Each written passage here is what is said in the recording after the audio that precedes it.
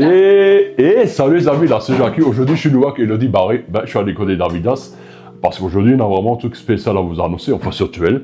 C'est pour le 4 juin et avec des grosses surprises. Donc Elodie, dis-moi tout, dis-moi tout, dis-moi tout, dis-moi tout. Donc le 14 juin, samedi, à partir de 17 h, nous aurons notre traditionnel bal folk au Lampion. Avec des tartes flambées, de la bière, des boissons, tout qui va bien pour passer une excellente fin d'après-midi, soirée. Donc avec des musiciens live, différents musiciens, vous verrez, surprise, et des danseurs aguerris qui vous apprendront à faire des pas tout faciles. Des pas quand ils dansaient, tout, quand ils tournaient comme ça, vous voyez un peu le truc là, et puis monsieur, madame... C'était la danse très polie à l'époque. Alors non, ça c'est plutôt de la danse de salon. Là on fait du bal folk type bretonne, même alsacienne, enfin tous les bals de nos grands-parents plutôt. Et tout le monde pourra danser. Et tout le monde peut danser. Il y aura des moments que pour les petits, des moments pour les grands.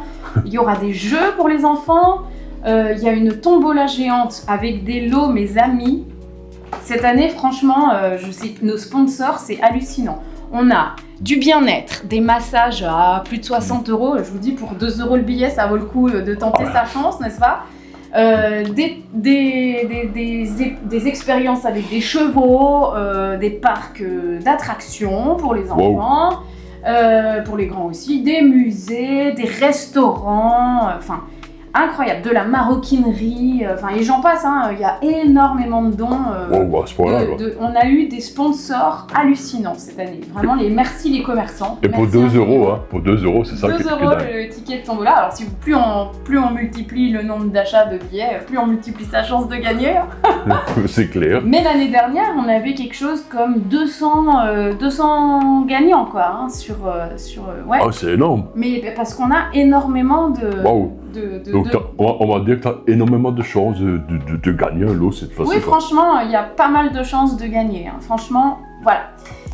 Donc ça c'est dit. Et en même temps, vous savez que l'école des Davidia, c'est toujours une présentation artistique. Cette année, on va aller au musée des Davidia, donc dans la salle qui est derrière nous, là, la salle des grands. Oui. On va tout installer en musée du XVIIe siècle, puisque cette année, nous avons fabriqué entièrement un clavecin. J'ai bien dit, un clavecin. On va aller vous donner quelques petites sneak peeks, comme on dit en anglais. Et là, je se demande, c'est quoi un clavecin, pour ceux qui ne comprennent pas? Alors, un clavecin, en allemand, on dit, c'est une harpkusche, harpsichord. Donc, ça ressemble à un piano. Mais ça fait pas partie des instruments à cordes frappées, parce que le piano ça a des marteaux. Là c'est des cordes pincées, comme la guitare, comme la harpe, voilà. Et donc en fait, les enfants, alors c'est une longue histoire, on vous la raconterait quand vous viendrez, ça sera tellement plus fun. Est-ce qu'on peut dire ce que c'était le clavecin? Je le laisse dire. Quand elle m'a dit un clavecin, je lui ai dit ah mais oui c'est une orgue comme à l'église un peu comme une orgue barbarie mais avec des cordes. Bah non parce qu'un orgue justement ça n'a pas de cordes puisque c'est des tuyaux, c'est un orgue, c'est un instrument à vent. Voilà, donc il n'y a pas de cordes. Moi je peux pas tout savoir non plus. Hein. Tu veux qu'on le montre un peu? Mais ouais, alors allons-y. Alors on va couper, on va vous montrer ça, vous allez voir c'est... Un petit peu hein, il faut vous regarder des surprises. Oh regarde. C'est vrai les amis, là on est dans la fameuse salle de classe. Et c'est ici que tu as le petit musée, c'est ça? Exactement, là ce que vous voyez là, vous ne le verrez plus. On va tout enlever et on va mettre tous les tableaux que ces messieurs dames, les collégiens, ont fait pour s'entraîner à peindre. Donc là ils sont en train de s'entraîner sur Gustave Doré, Cocorico, c'est un Alsacien, c'était un grand illustrateur qui a fait notamment toutes les fables de La Fontaine. Donc là ils sont en train de s'entraîner à dessiner, à faire des illustrations sur les fables de La Fontaine dans le style de Gustave Doré. Vous allez comprendre pourquoi tout à l'heure. Donc eux là pour l'instant ils font la pratique en art plat. Là, ici, elles sont en train de finir le crayonnage du couvercle du clavecin. Vous voyez la taille que va avoir la bête. Hein. Énorme. Alors je vais essayer de montrer un tout petit peu sans trop montrer. Alors ça c'est maintenant, le gribouillage que tu vois au début, c'est le truc avant que ce soit fignolé pour que ce soit super beau. C'est ça, le crayonné. En fait, Voilà. donc on a travaillé sur une œuvre du XVIIe siècle, donc qui est, bon là c'est des morceaux par-ci par-là, qui est Apollon et les Muses, parce que qui dit musique dit muse. Voilà, ouais, bien sûr. C'est l'inspiration, c'est la création artistique. Donc on fait Apollon et les 9 muses, ça c'était leur idée à eux. Et puis on va aller voir, mais vite fait, hein, sans vite fait, trop révéler non plus. Sans trop montrer. Hein. Mais pour que vous ayez envie de venir, parce que c'est pas un faux clavecin. On a fait venir, figure-toi, un spécialiste des instruments anciens. Alors quand il est entré, bonjour, je viens voir, vous avez fabriqué un clavecin, il y avait un tout petit peu de rire dans sa voix. Je le fais entrer dans la salle et il fait, mais c'est un clavecin. Je dis, je vous faisais pas venir pour un accordéon. Et vraiment, c'est vraiment tout fait à partir de rien. Hein. C'est-à-dire qu'on a hérité, mais je vous raconterai l'histoire. Ouais. C'est une très très belle histoire. C'est surprenant quand je l'ai vu moi aussi avant, je me suis dit c'est pas possible qu'ils auraient ça faire ça. Alors attention. Attention. Je peux tout filmer là, non? Ouais, vite fait. Sûr. Oh.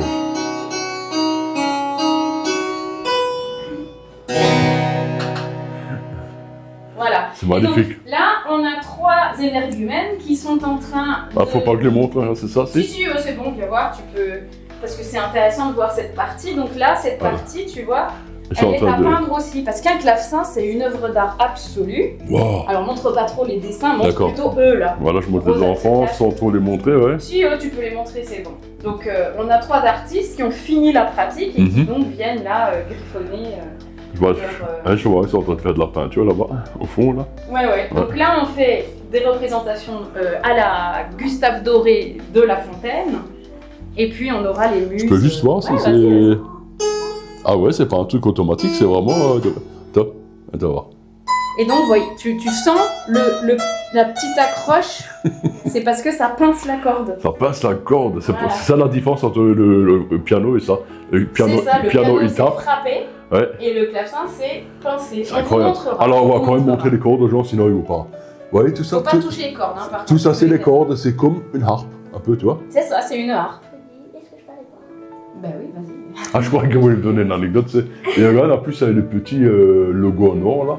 Voilà, donc, alors ça, c'est pas nous qui l'avons fait. Ça, là, la table d'harmonie, juste la table était déjà faite. Oui. On l'a hérité, en fait, d'un facteur de clavecin de Belfort. C'est une très longue histoire, vous savez que je suis franc-comtoise d'origine. Et donc, mais voilà, c'était tout plein de pièces qui restaient dans son grenier, mais des pièces à faire. Il y avait le matériel, mais c'était pas fait. Et j'ai juste une question, si tu me permets. Pourquoi il y a marqué 1997? Parce que c'est là qu'il a fait la table. D'accord. Il est décédé après. Et c'est la date de naissance de mon fils aîné. Ah, d'accord. Et aujourd'hui, là, son anniversaire, c'est 35 ans. Bruno, joyeux anniversaire, mon fils. Joyeux anniversaire. Bah, je vais te suivre, nous. Hein. Voilà, écoutez, venez nombreux. Ouais. Je vais faire un clap de... On va aller de l'autre côté de nous. On va aller de l'autre côté. Enfin, je crois que tu m'as encore réservé une surprise. Comment? Je crois que tu m'as encore réservé une surprise. Alors, attends, on va à côté, vite fait. Vous savez qu'à la fin, je termine toujours mes vidéos en disant mon que ça le paie sûrement les kilomètres à Schmitz. Mais cette fois-ci, on a envie de vous proposer une version spéciale. Spéciale, Elodie Barré, parce que vous savez qu'elle est baryton. Baryton? Non, t'es pas baryton. Non, je suis barré. Barré. Soprano. Barré, soprano. Et moi, je suis barré de là. Barré, c'est mon nom. Baryton, barré, soprano, voilà. Qu'elle est violoniste, écoute, c'est une femme à multiples talents, c'est incroyable. J'ai rarement rencontré quelqu'un qui sait faire autant de choses. Et je vais me tourner et elle va vous faire le Salut Pessomme dans une version que c'est la première fois que je l'entends. Je trouve ça tellement chouette. Et maintenant, à partir de maintenant, tout le monde sera obligé de faire comme ça. Puis personne ne voudra faire des vidéos avec moi, alors je me retourne. Alors attends. C'est pour te faire plaisir, hein. Ouais. Et en plus, c'était mon idée à la base. Voilà. Mais je me suis dit, autant mettre à profit tes talents. Ah oui. Salut Pessomme, qui nomme ta Schmitzle. Salut Pessomme, salut, qui nomme ta Schmitzle. J'adore, c'est magnifique, merci. Bon, Scott, merci, celui-là, j'adore.